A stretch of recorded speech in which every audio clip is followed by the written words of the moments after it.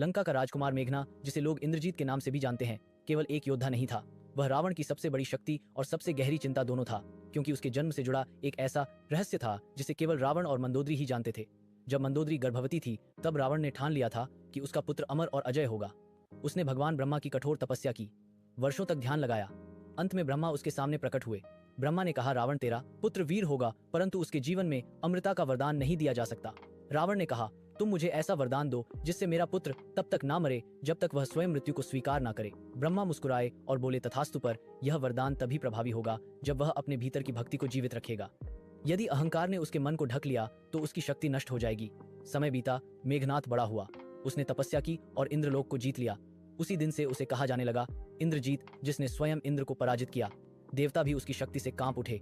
उसके रथ से बिजली निकलती थी और उसके बाणों से अग्नि बरसती थी। लेकिन वही मेघनाद जब राम और लक्ष्मण के सामने युद्ध के मैदान में उतरा तो उसके भीतर अहंकार का बीज अंकुरित हो चुका था। विभीषण ने उसे समझाया, पुत्र, यह युद्ध धर्म और अधर्म का है। राम केवल मनुष्य नहीं, मर्यादा का प्रतीक है। पर मेघनाद ने कहा, मैं रावण का पुत्र हूँ, मेरे लिए मर्यादा नहीं केवल विजय मायने रखती है।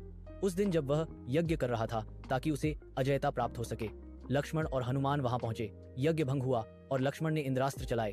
उस बाण ने मेघनाद के जीवन का अंत कर दिया। मरते समय मेघनाद मुस्कुरा।